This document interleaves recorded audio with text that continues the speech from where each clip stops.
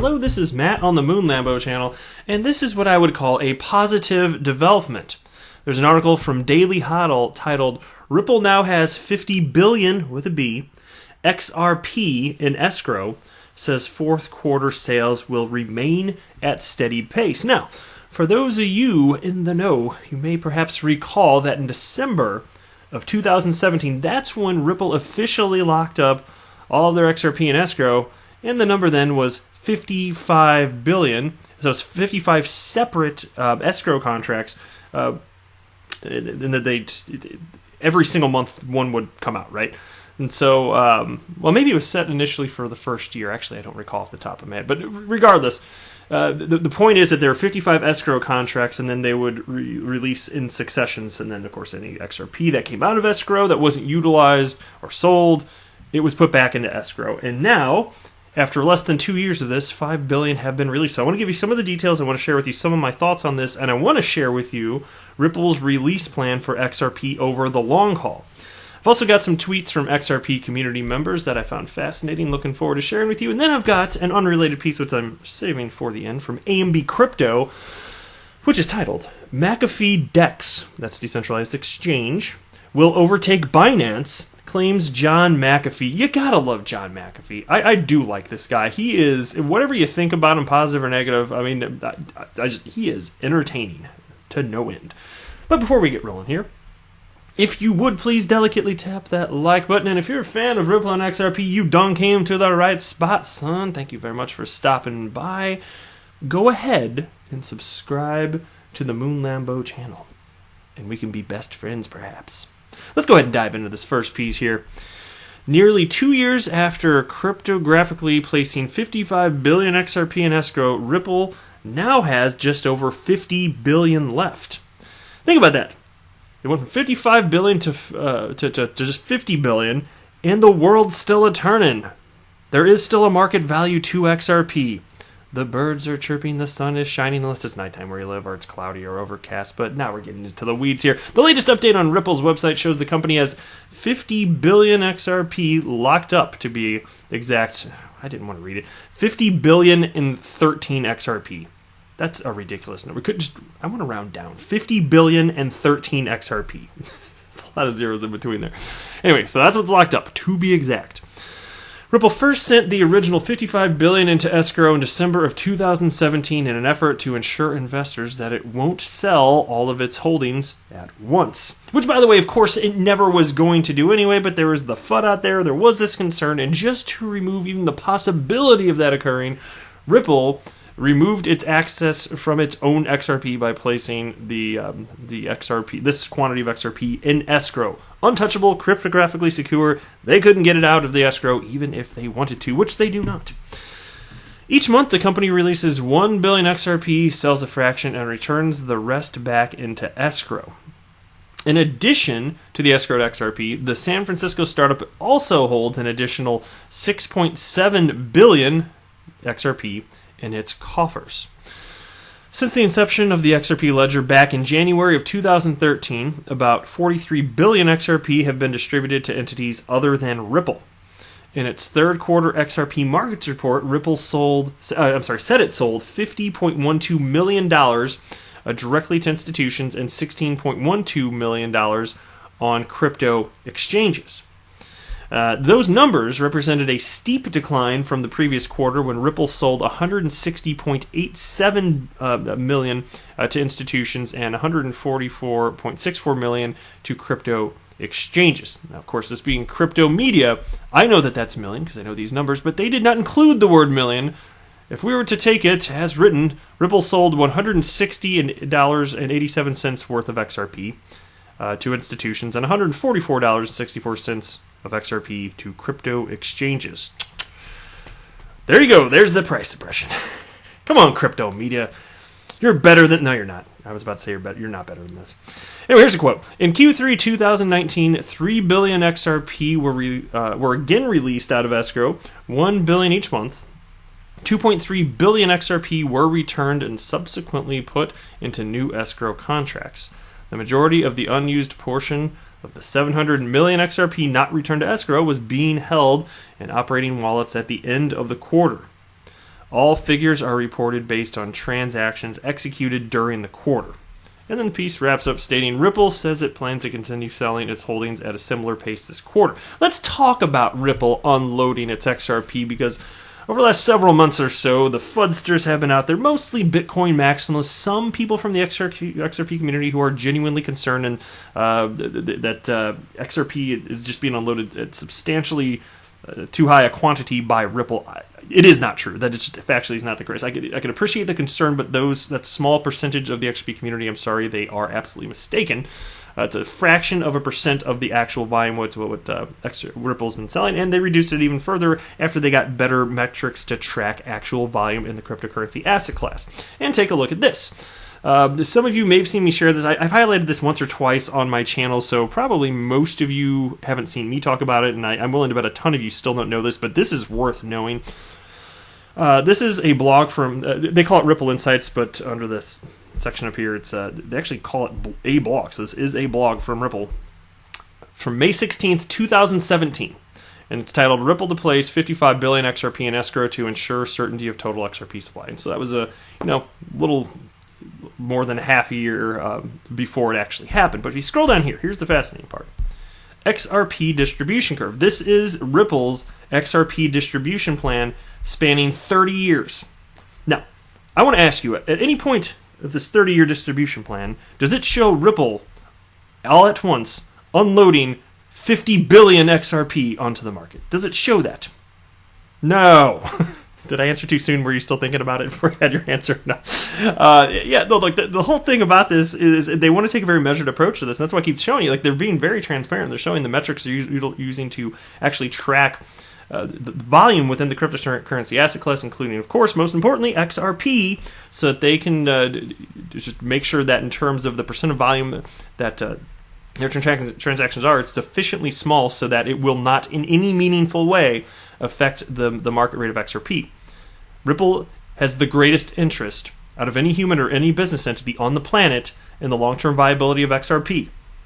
They will not do things to intentionally harm the value of XRP. To the contrary, they're the greatest cheerleader for the XRP digital asset, period. That's it. So here you go. They have a 30-year distribution plan for the vast majority of it. And then it still wouldn't quite all be out. But the point is, this is going to take a long time. And it won't unfold literally like this. But the point is, they understand that it's going to take a long time to get this out there. And adoption, of course, will pick up. And then once the XRP is out in the wild, it'll keep doing its thing. So there you go. All right, next here. This is a tweet. I'm just going to share the thread with you. There's a tweet from Galgatron, and I ended up responding to it. And then Don Barafranca, if I'm saying that correct, responded with a comment. And I want to give you a shout out in just a moment here. So here's a Galgatron tweet. And I'm a huge fan of Galgatron, and I like his style. I appreciate it. He does not want to put up with BS from pretty much anybody, and it's fine. Like, everybody has different desires for what they want in their feed. So for me, I'm willing to put up with whatever is in my feed. If it's crypto related, if it's XRP related, even I want all the stuff, even if I disagree with it. Because I'm running a YouTube channel, and first of all, I want to be aware of everything, but I run a YouTube channel, and it can make for some really interesting comment. You can find all sorts of actual facts also that you might not have other found if you block people, but everybody wants different things, so this is not some sort of critique of Galgatron by any means. He should do what he wants, and I respect it. It's fine. So here's what he tweeted out, though. Because he has a very strict blocking policy when it comes to Twitter, which is kind of comical to me, but I like it. So anyway, he tweeted out, "To preserve my sanity and time, I'm upping my blocking criteria to more than just disrespectful individuals.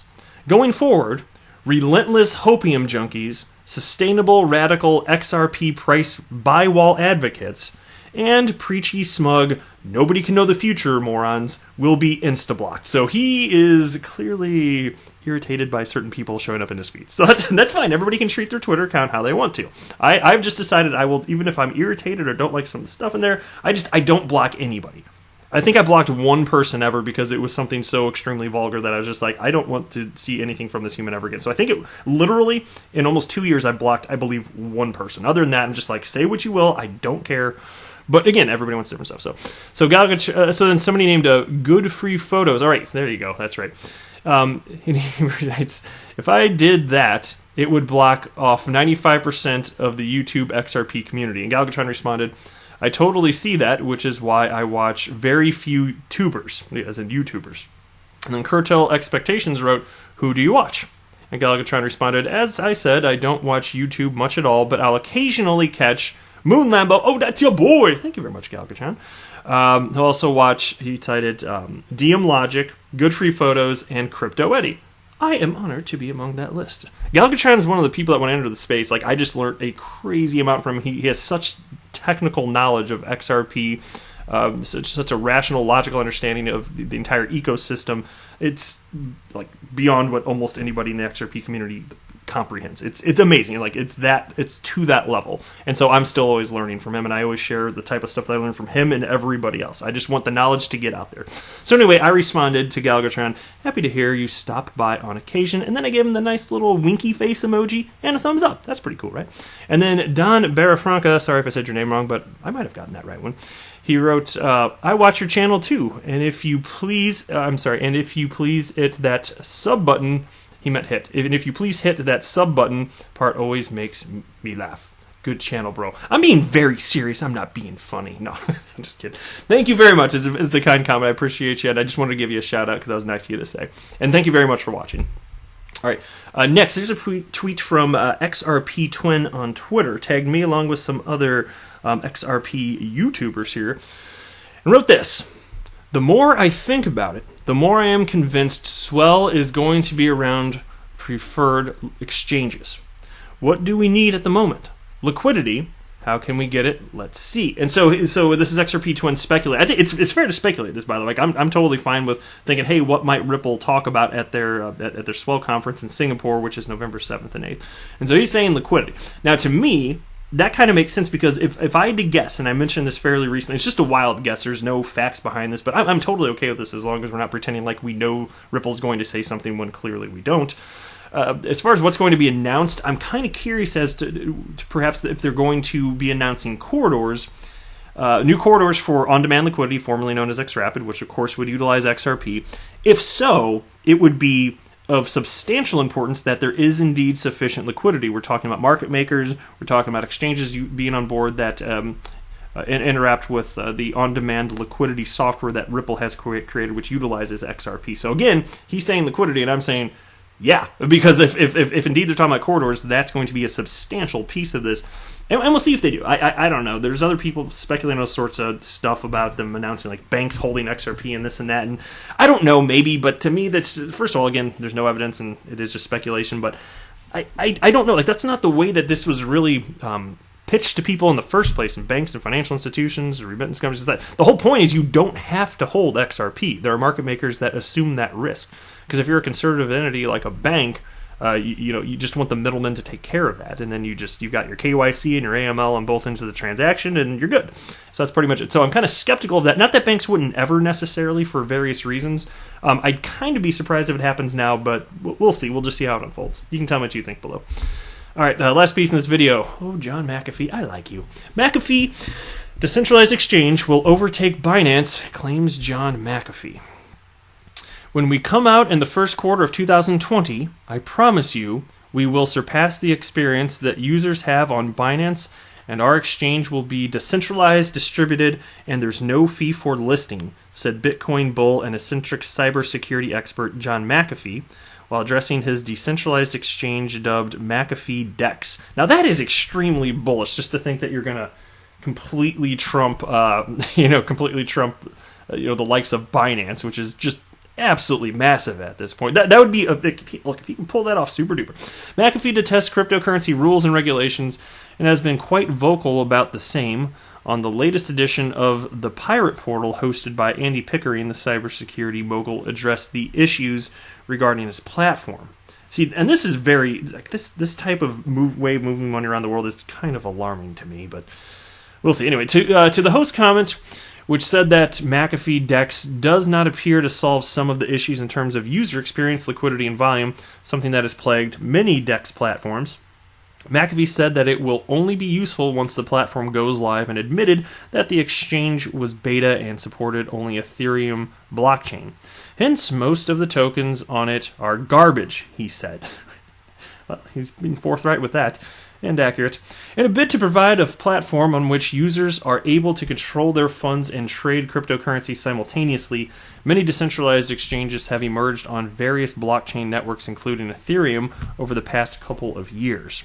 While liquidity and user interface have been challenging factors for the cryptocurrency industry in general, it's more challenging for recent entrants than players that already have popular centralized counterparts and a familiar interface such as Binance, Bittrex, and Bitfinex. McAfee DEX has no listing fee, and this is one factor McAfee hopes will put the platform ahead of the ultra-competitive decentralized exchange market. Yeah, we'll see about that. I just don't know how the market's going to react to the concept of a cryptocurrency exchange that is so blatantly anti-government, and is the government going to be able to do something about that? If so, what? I don't know. I don't have a firm opinion on this, because those are questions I'm saying I want answers to. If you have thoughts on that, I love critical thinking. Go ahead and drop your thoughts below. I don't know how this is going to shake out, quite frankly. It's kind of interesting to follow, though. And plus, Binance has got their own decentralized exchange, but whatever. I can see decentralized exchanges taking hold in a major way over time. I'm skeptical of this particular approach. That's all I'm saying. That doesn't mean I'm not saying that. I'm not saying it's not going to work or will work. I'm saying literally I would like more information. And that's how I approach things in life. Rather than forming an opinion, I do what most humans are not willing to do.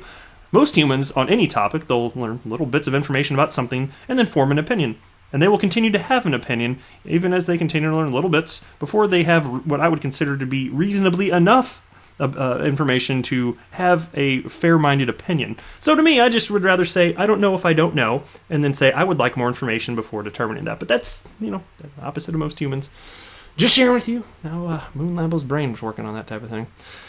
That's it for this video. Thanks for hanging on to the end here. I love you platonically. I am not a financial advisor. Do not buy or sell anything because of anything that I say or write. That would be a very, very, very bad idea. Until next time, to the Moon Lambo!